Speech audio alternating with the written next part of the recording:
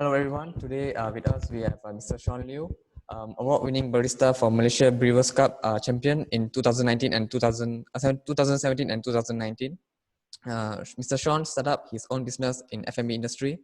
He is a founder and co-founder of Wizards at Tribeca, Yellow Brick Road Cafe, and Common Craftsman. So, Mr. Shaun, please describe yourself about your background and your educational background. All right. So my name is Shaun, and I am the co-founder of Wizards at Tribeca, and as well as Yellow Brick Road, and I'm also the founder of Common Craftsman, which is basically a coffee catering company in Kuala Lumpur. I'm also the Malaysia Brewers Cup champion 2017 and 2019. And yeah, so I've been in this industry for the past since 2015 to today, so it's about 6 years since I established my very first cafe with my business partners. How old are you this year? Okay, this year I'm 33. Oh, okay. Yeah, so when I first started my business, it was when I was 27. And then before that, I was previously working as a marketing PR and events executive for Monin Asia, Syndrome Berhad. So that's actually a French syrup-based company that's based in Rama. And before that, I was actually a lecturer at Berjaya University College, where I was teaching F&B and I was also teaching events management as well. So for me, in terms of my educational background, I hold a diploma, degree, and a master's in hospitality management. Okay. Good. Next question. How long have you been running your business? So I first started my very first cafe with my business partners in 2015 in April, on the 1st of April to be exact. So that's where we established Yellow Brick Road at Jalan Batai at Taman Sarah Heights. And then we've been running the business for the past 2 years, 2015, 16, 17, sorry, for 3 years. And that's where we got the offer to actually open up our second businesses, which is basically Wizards at Tribeca down at Jalan Imbi. Okay. How did the idea for your business came about? Okay, so in 2015, at that time, that's where there was a rise of specialty coffee and cafe scene in Malaysia. And at that time, there were a lot of businesses that were around that were doing like Melbourne branch, from Australia concept kind of branch. But when we opened up this place, right, we wanted to be something different. Like we needed to find a unique selling point as to why will people come to our shop, compared to any other cafes that are around Kuala Lumpur. So at that time, we had a chef who was quite good in Malaysian and Asian fusion. So we decided to actually curate menus that are Asian fusion and Malaysian based brunch. And then at the same time, Jason was also the Malaysian Barista Champion in 2015, who was my business partner. And so we were able to actually push forth our brand together with Jason as the Malaysian National Champion, who was the first to represent the world from Malaysia. So that was one of the unique selling points to actually promote our businesses. All right. How did you come up with the name of your cafe, especially Wizards at Tribeca and Yellow Brick Road Cafe? It sounds interesting. Okay, so my business partner, who is the creative director, she was the one who wanted to have a theme and concept. So the story was like this. We started off as 4 business partners, and then subsequently the 5th business partner came into the picture much later on. So we wanted to pick a story that would tell our journey. So which was Wizard of Oz. Okay, the movie Wizard of Oz, where 4 friends are on the Yellow Brick Road on a journey to the Emerald Castle. So the Yellow Brick Road is the name of the cafe, where 4 friends go on a journey to walk the Yellow Brick Road together. So there was Dorothy, the Cowardly Lion, the Tin Man, and the Scarecrow. Yes. So 4 of us, and then going to the Emerald Castle to meet the wizard. So Wizards at Tribeca basically is the Emerald Castle where the wizards live. So I'm the wizard of Tribeca. Oh, nice. So that was the story behind it. Yeah, very interesting. Do you agree that your business have built a successful customer base? Yes, I mean, we really built a lot of our relationships with our customers in terms of building regulars. because ultimately they are the ones who will be supporting us all the way. But at the same time, we are also getting a lot of new customers as well who may be very foreign to the brand, and then hence, when they're really exposed to the brand, they will know like, oh, what kind of offerings that we offer that makes us a little bit special. Okay. How do you market your business, and which tactics have been the most successful? For us, I feel that what is most important is that when you establish an F&B business, right, it's all about focusing a little bit more about your aesthetics is important, but I also feel that product quality and service is equally as important as well. Because ultimately, it's like if you go, you as a customer, right, you will see the place like look very nice, but if the food and drinks are very subpar and the service is just so, you will also reconsider like whether I want to come back here again, right?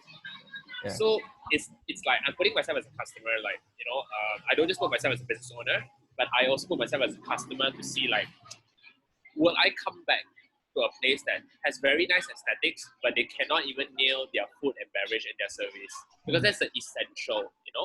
So ultimately, it's like that is one thing that we place heavy emphasis on, and then subsequently is basically your creativity of in terms of your products. So how you want to make your products special, unique, that is different than everyone else. Yeah. No. So this is something that we take pride of, like in terms of menu curation and also understanding what customers are looking for. Because I think it's like you can develop and design a trend product, but then we have to ask ourselves: is a trend product sustainable? So ultimately, when we curate products here, it's all about sustainability. Will customers enjoy it even though the trend is over? So this is very, very important. Just give you a perfect example. When we first opened up Yellow Brick Road, 2015, everyone was doing waffles. Every cafe that opened wants to do waffles. But we took a step back at that year and we said, hey, no waffles. Let's do pancakes. Something that people have like forgotten about it. So we decided to do pancakes, both savory and sweet option. And it became a success because pancakes eventually became a staple. Like, oh, okay, let's have pancakes at Yellow Brick Road, the kind of thing. So that's how that's how we curate our products. It's not just about trend, but it's setting the trend, but it's about sustainability. So I feel that is very important. Agree. Next question. Can you describe your typical day at work? So at my daily basis, I'll come into the cafe or the restaurant. What I'll do is I will normally make sure that everyone's doing well, especially my staff, my customers, and then I will basically curate coffee. Sometimes I'll be on shift with them to help them with the service, take customers' order. So even being an owner, I'm a very operational person that I really like to get involved with my team, and also to try to build my reputation with my customers as well. Hence, I already set the tone with my team that they should also follow in my footsteps as well. Because ultimately, I always tell them that I may not be here all the time, but you guys are always here. So you guys are also responsible in building your own customers as well, so that you remember them, and eventually, you will be able to actually create those beautiful moments with them, so that they can remember you for you. Yeah. Next, how do you generate new ideas for your business, especially the menus, the food? How do you generate? Okay, so usually I used to travel a lot, like around the world. So I usually like go here and there to like try out different things. And now because of MCO, like last year, I have to be based in KL. So I was actually very, very thankful that I was able to actually bring back some of whatever I've experienced on my previous trip last year. In 2019 when I went to Japan and when I went to London. So especially during MCO time, I had to quickly and curate different things that were workable from that trip, and and then after that, basically it's like traveling around KL and Penang and stuff like that to really understand, to see what's the trend, what are people looking for, speaking to more with my customers in terms of like understanding what are the kind of products they're looking for and stuff like that, and we will just curate accordingly. And I think during MCO at that time, everybody was baking.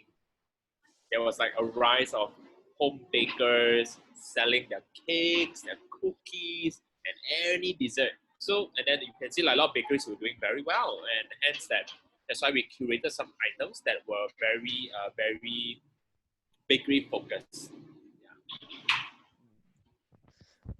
Everyone has fear. What is your greatest fear and how do you manage it? I think my greatest fear, I think, like you and I will always say is about the current situation that we're going through. There's a lot of uncertainties Okay. around Uncertainty. that we're not even sure what's going to happen. You know, even the vaccine's out as well, but that hasn't been fully tested, I would say, because there are still a lot of concerns about the vaccine being out too early, whether they have run enough tests to actually make sure that the vaccine is safe. So I think, like you and I think the biggest fear that we face is always about uncertainties and what's going to happen, because we are very unsure. And like, if you want to ask you and I, we both can give you a very similar answer. We don't know, you know. So even like you in uni as well, you are like, you've been like, you know, at home studying, online classes, right? So these are the kind of things that everything's very uncertain, I would say. Right. How do you define success? Success has always, for me, it's always about being humble. Um, Never forget who you are when you reach the top. I think a lot of people who have been successful, some of them, they got too successful that they forget about where they came from. So it's always about being humble and remember who you are, and the people that who were around you to get you where you are, always remember them, because without them, you wouldn't be where you are today. Hence, I always make sure that my staff are the ones who built me up to be where I am today. Because without them, I wouldn't be having a successful business, you know. So for me, I always give credit to my team for always being with me throughout all the good times and the bad times as well. So which I'm very grateful for. What is your favorite aspect of being an entrepreneur?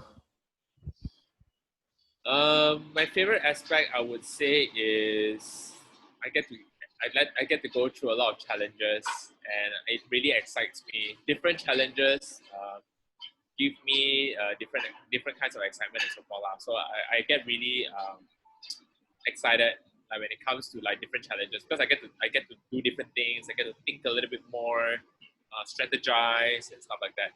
And of course, being an entrepreneur, I get to have flexible hours. Yeah, flexible in hours, but sometimes I work 24/7. Some people don't see, like, I may not be physically working on the service side, but to be honest, I work 24/7.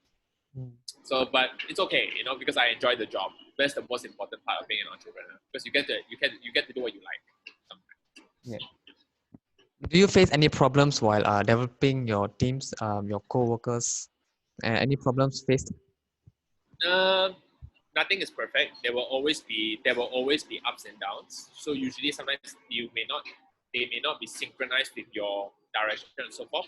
So this is the good part where they can decide whether to stay or to go. Because ultimately it's like when I build my team with my business partners, we have a core value of what we believe in, and we have a direction and goal that we want to achieve.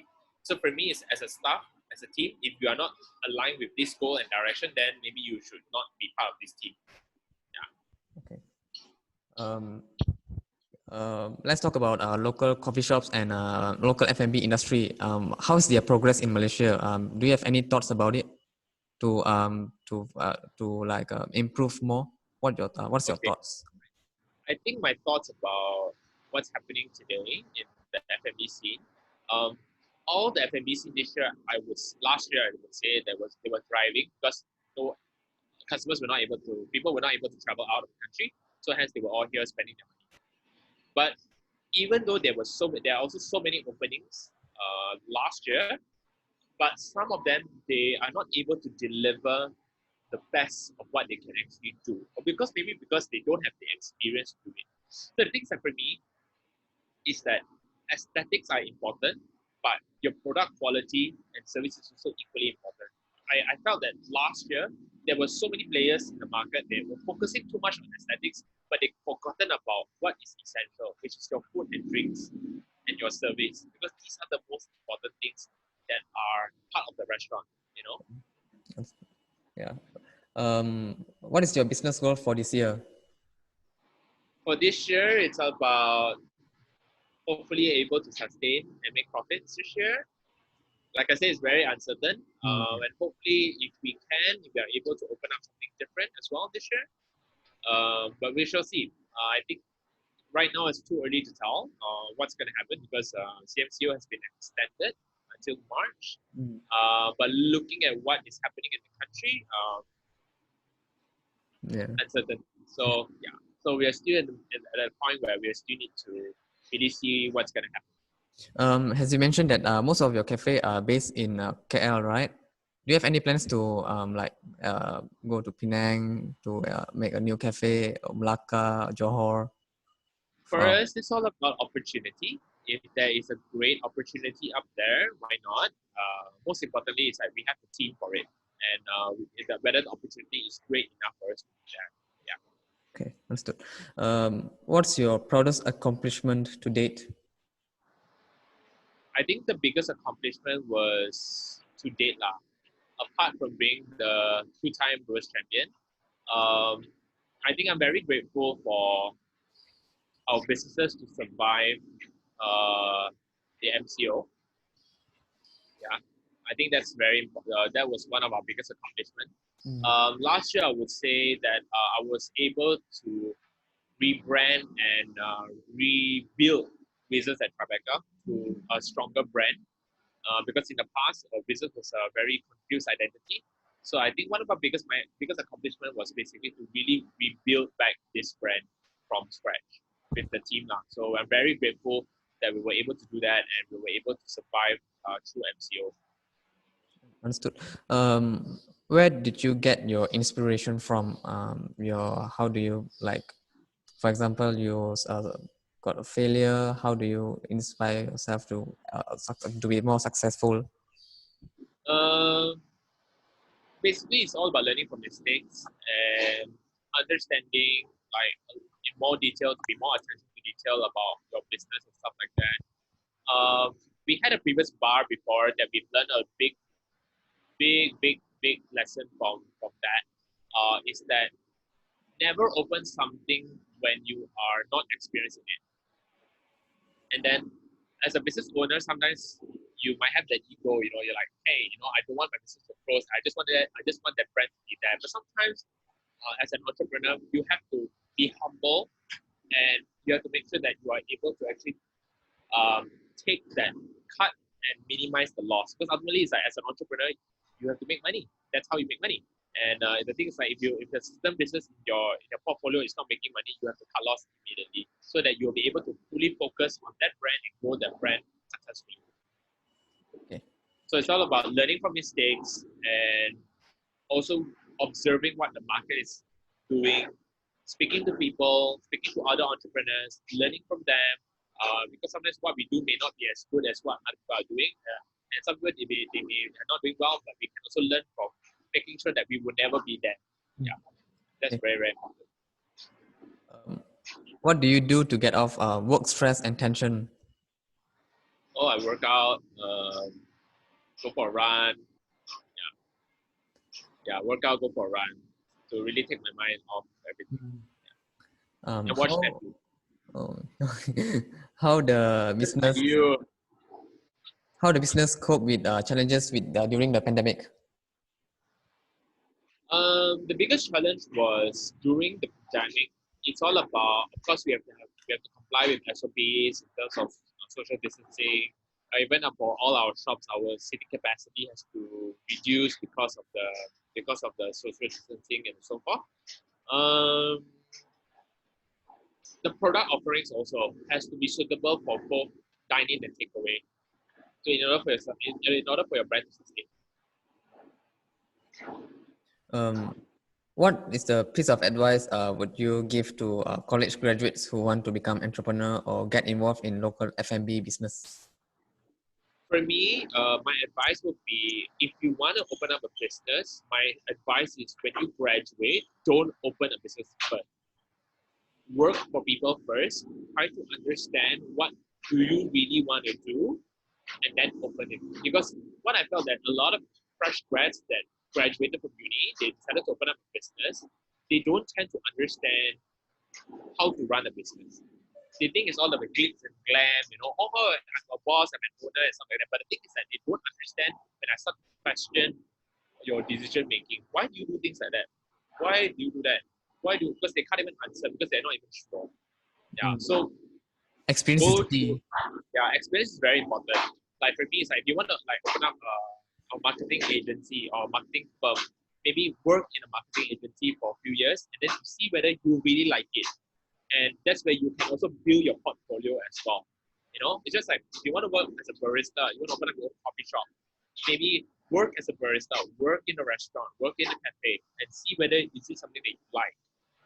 Is it something that you can see yourself running this shop? So I always tell even my current team now, I always tell them, don't just see from the point of view as I'm just working here as a barista. No, because ultimately you guys are still so young. Like ask yourself, like one day if you want to open up a cafe, work with me closely and see how to run a restaurant or cafe and see whether it's something that you like.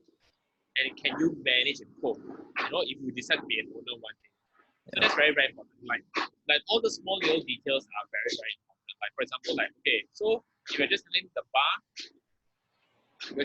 bar, like can you just manage the bar? But what about the rest?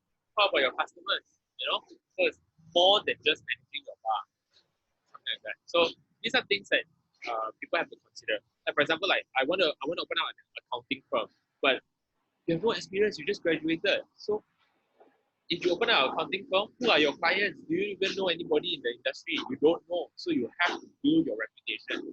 Yeah. So this is my advice for young entrepreneurs who just graduate. Go and get some work experience. At least work for 5 years. Really see what you want to do. All right. What are the top 3 skills needed to be a successful entrepreneur based on your experience? Basically, what's very important, what I've learned, understanding. I think common sense is most important lah. Because a lot of people sometimes they don't have common sense. The common sense not common. Okay, so have to really have some common sense. You need to have compassion. That's very important.